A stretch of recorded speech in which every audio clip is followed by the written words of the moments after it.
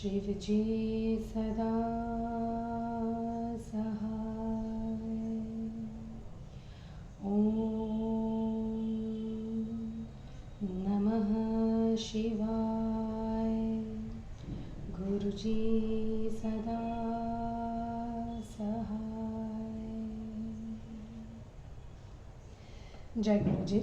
अथ श्री शिव महापुराणे सप्तम्या वायव्य संहितायाः पूर्वभागः अथ चतुर्विंशोऽध्यायः। ऋषय ऊचुः अन्तर्ध्वनिगतो देव्या सहसानुचरो हरः कयातः कुत्र वासः किं कृत्वा वीररामः। वायुर्वाच महीधरवरः श्रीमान् मन्दरश्वित्रकन्दरः यदि दयितो देवदेवस्य निवासप्तपसोऽभवत् तपो महत्कृतं तेन वोढुं स्वशिरसा शिवो चिरेण लब्धं तत्पादपङ्कजस्पर्शजः जं सुखं तस्य शैलस्य सौन्दर्य सहस्रवदनैरपि न शक्यं विस्तराद्वक्तुं वर्षकोटिशतैरपि शक्यमप्यस्य सौन्दर्य न वर्णयितुमुत्सहे पर्वतान्तरसौन्दर्य साधारणविधारणात् इदं तु शक्यते वक्तुम् अस्मिन् पर्वतसुन्दरे हृदया कयापि सौन्दर्यमीश्वरावासयोग्यता अत एव हि देवेन देव्या प्रियचिकीर्षया अतीव रामणीयोऽयं गिरिरन्तः पुरीकृतः मेखला भूमयस्तस्य विमलोपलपादपाः शिवयोर्नित्यसान्निध्यान् यः कुर्वन्त्यखिलं जगत् पितृभ्यां जगतो नित्यं स्नानपानोपयोगतः अवाप्त पुण्यसंस्कारः प्रसरद्भिरितस्ततः लघुशीतलसंस्पर्शैरिच्छाच्छैर्निर्जराम्बुभिः अधिराज्येन चाद्रिणा मद्रीरेशो विशिष्यते निशासु शिखरप्रान्तर्वर्तिना स शिलोच्चयः चन्द्रेणाचलसाम्राज्य छत्रेणेव विराजते स शैलश्वचलिभुर्तिर्बालेष्वमरयोषितां सर्वपर्वतसाम्राज्य चामरेरिव विज्यते प्रातरभ्युदिते भानौ भूधरो रत्नभूषितः दर्पणे देहसौभाग्यं द्रष्टुकाम इव स्थितः कुज्जद्विहगवाचालैर्वातोदधूतलज्जाताभुजैः विमुक्तपुष्पे सततं व्यालम्बी मृदुपल्लवे लताप्रतानजटिले स्तरुभिस्तापसैरिव जयाशीषा सहाभ्यर्च निषेव्यत इवाद्रिराट् अधोमुखैरुर्ध्वमुखे शृङ्गे स्थिर्यमुखैस्तथा प्रपतन्निव पाताले भूपृष्ठादुत्पतन्निव परितः सर्वतोदिक्षु भ्रमन्निव विहायसि पश्यन्निव जगत्सर्व नृत्यन्निव निरन्तरं गुहामुखे प्रतिदिनं व्यातास्यो विपुलोदरः अजीर्णलावणतया जम्भमाण इवाचलः ग्रसन्निव जगत्सर्व पिबन्निव पयोनिधिं वमन्निव तमोन्तस्थं माधन्निव खमम्बुदेः निवासभूमयस्तास्ता दर्पणप्रतिभोदरा तिरस्कृता तपः स्निग्धा श्रमच्छायामहीरुधा सरित्सरस्तदागादि सम्पर्कशिशिरानिलः तत्र तत्र निषण्णाभ्यां शिवाभ्यां सफलीकृतः तमिमं सर्वतः श्रेष्ठं स्मृत्वा साम्बस्त्र्यम्बकः रैभ्याश्रम समीपस्थ श्वान्तर्धानं गतो ययो तत्रोधानमनुप्राप्य दैव्या सह महेश्वरः रराम रमणीयासु दिव्यान्तःपुरभूमिषु तथा गतेषु कालेषु प्रवृद्धासु प्रजासु च दैत्यो शुम्भनिशुम्भाख्यो भ्रातरो सम्बभूवतु ताभ्यां तपोबलादत्तं ब्रह्मणा परमेष्ठिना अवध्यत्वं जगत्यस्मिन् नुपुरुषैरखिलैरपि अयोनिजा तु या कन्या ह्यम्बिकांशनमुद्भवा अजातं पुंस्पर्शरीतिर्विलद्धय पराक्रमा तया तु नौवध सख्ये तस्यां कामाभिभूतयो इति चाम्भ्यर्थितो ब्रह्मा ताभ्यां प्राह तथास्तित्विति ततः प्रभृतिशक्रादीन् विजित्य समरेसुरान् निस्वाध्यायवशत्कारं जगच्चक्रतुरक्रमात् तयोर्वधाय देवेशं ब्रह्माभ्यर्थितवाप्नुनः विनिन्दापि रहस्यम्बां क्रोधयित्वा यथा तथा तद्वर्णकोशजां शक्तिं कामां कन्यकं कत्मिकाम निशुम्भशुम्भयोर्हन्त्रीं सुरेभ्यो दातुमहर्षि एवमभ्यर्थितो धात्रा भगवान्नीललोहितः कालित्याह रहस्यम्ब्यां निन्दयन्निव सस्मितः ततः क्रुद्धा तदा देवी सुवर्णावर्णकारणात् स्यमन्ति चाह भर्ता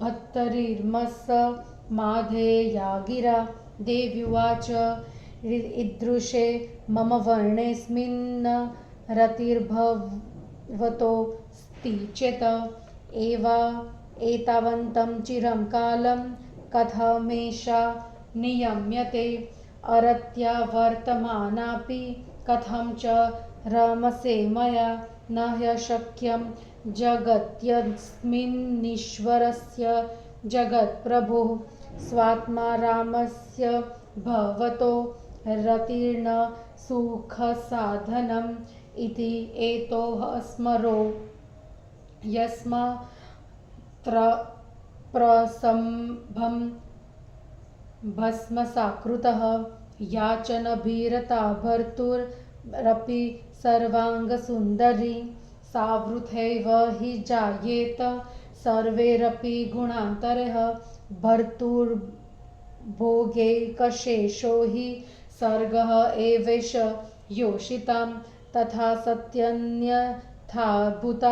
नारी कुत्रोपयुज्यते तस्माद्वर्णमिमं त्यक्त्वा त्वया रहसि निन्दितं वर्णान्तरं भजिष्ये वा न भविष्यामि वा स्वयम् इत्युक्तोत्थाय शयना देवी साचष्ट गदगदम ययाचेऽनुमतिं भर्तुस्तपसे कृतनिश्चया तथा प्रणयभङ्गेन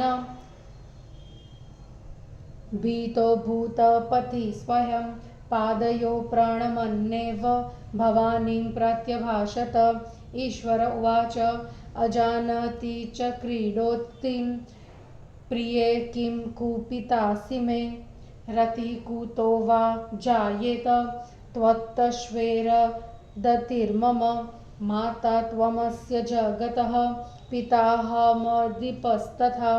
कथं तदुपपद्येत त्वत्तो नाभिरतिर्मम आवयोरभिकामोऽपि किमसौ कामकारितः यतः काम समुत्पत्तेः प्रागेव जगदुद्भवः पृथक् जनानामृतये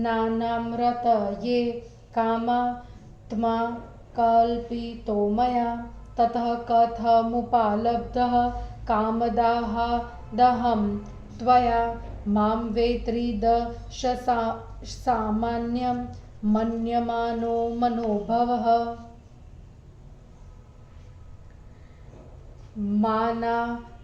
मानाक्परिभवं कुर्वन् मया वे भस्मसात्कृतः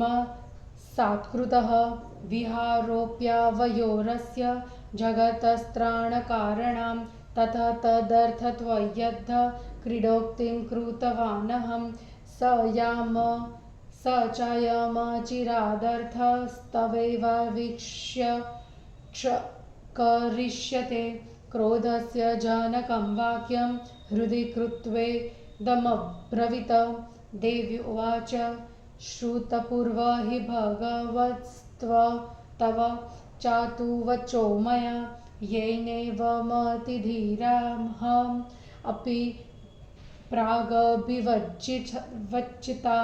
प्राणानप्यप्रिया भर्तुर्नार्या न परित्यजेत् कुलाङ्गना शुभासिद्धः कुस्तितैव हि गम्यते भूयसी च तवा प्रीतिर्गौरमिति मे वपुः क्रीडोक्तिरपि कालीति घटते कथमन्यथा सद्भिर्विगर्हितं तस्मान् तव कार्ष्ण्यमसमन्नतम् अनुसृज्य तपोयोगात्स्थता तु मे वेह नोत्सहे शिव उवाच यद्देवविदतापस्ते तपसा किं प्रयोजनं ममेच्छया स्वेच्छया वा वर्णान्तरवती भव देवी उवाच नेच्छामि भवतो वर्णं स्वयं वा कर्तुमन्यथा ब्राह्मणं तपसाराध्य क्षिप्रं गौरी भवाम्यहम् ईश्वर उवाच मत्प्रसादात् पुरा ब्रह्मत्वं प्राप्तवान् पुरा तमाहूय महादेवी तपसा किं करिष्यसि देवी उवाच त्वतो लब्धपदाद् एव सर्वे ब्रह्मादयः सुरः तथाप्याराध्य तपसा ब्रह्मणं त्वन्नियोगतः पुरा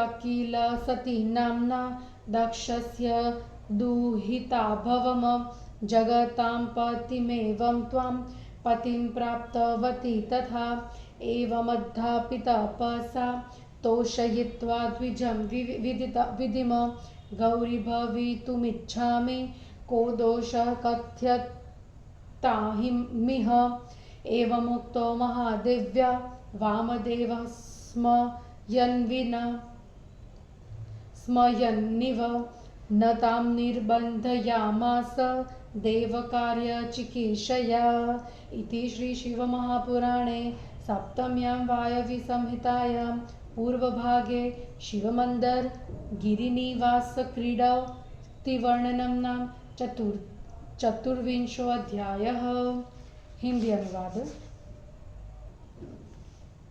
ऋषियों ने कहा, देवी पार्वती तथा गणों के साथ अंतर्धान होकर वे शिव कहाँ गए, कहाँ उनके स्थान है और क्या करने वे रुके। वायुदेव ने कहा, श्रीमान मंदराचल विचित्र कंदराओं वाला है, वह महादेव को प्रिय है जो उनकी तपस्या का स्थान है। उस पर्वत ने शिव पार्वती को अपने सिर से ढोने के लिए महान तप किया है। बहुत समय बाद उनके चरण कमलों के स्पर्श का सुख उसे मिला। उस पर्वत की सुंदरता का विस्तार से वर्णन 1000 मुखों से 100 करोड़ वर्षों में भी नहीं किया जा सकता।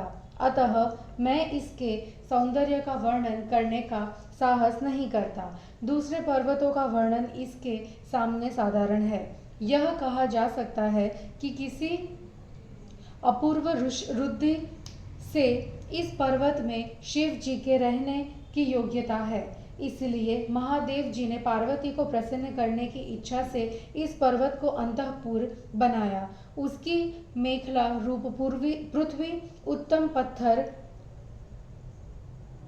और वृक्ष है। शिव शिवा का प्रतिदिन सानिध्य होने के कारण वे संपूर्ण संसार का तिरस्कार करते हैं। संसार के माता पिता के स्नान पान के उपयोग से इसके पुण्य संस्कारों का पता लगता है जो इधर उधर फैल रहे हैं। हल्के शीतल स्पर्श वाले निर्मल जल वाले झरनों से इस पर्वत का अभिषेक किया जाता है। रातों में पहाड़ के अगल बगल वाले पत्थर समूह चंद्रमा से शोभित मानव साम्राज्य का छत्र धारण किए है।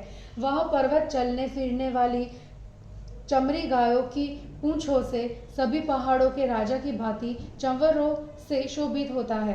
प्रातःकाल सूर्योदय होने पर रत्नभूषित यह पर्वत मानव दर्पण में अपने शरीर की शोभा को देखना चाहता है। कलरव करते हुए पक्षी वायु से उठी हुई लता रूप भुजाओं से, गिरते हुए फूलों से, लटकते हुए पल्लवों से, कोमल पल्लवों से, लता प्रतान से जटिल वृक्ष तपस्वियों की भांति जय आशीष के साथ पर्वतराज की पूजा कर उसका सेवन करते हैं। नीचे ऊपर तिरछे श्रृंगों से युक्त पाताल में गिरने वाली भूमि को मानव उठाए हुए है। सब दिशाओं में व्याप्त होकर मानव आकाश में घूम रहा है। इस प्रकार संपूर्ण संसार को देखता हुआ सा नाच रहा है। गुफा रूपी मुख से प्रतिदिन जागृत होकर मानो यह बड़े उदरों से युक्त है। सौंदर्य के अजीर्ण से मानो जम्भाई ले रहा है। संपूर्ण संसार को मानो ग्रस रहा हो, समुद्र को पी रहा हो, अपने भीतरी अंधकार को उगल रहा हो, बादलों से आकाश को मद कर रहा हो। उसके निवास की भूमि दर्पण के समान उज्जवल है। आश्रम वृक्षों की छाया से जहाँ सूर्य की गर्मी दूर हो जा रही है, नदी तालाब झील के संपर्क से शीतल पवनों को वहां लेटे हुए शिव पार्वती ने सफल बना दिया है। इस पर्वत को सब प्रकार उत्तम समझकर पार्वती सहित शिव जी रैब्याश्रम के पास से अंतर्धान होकर शोभित हुए।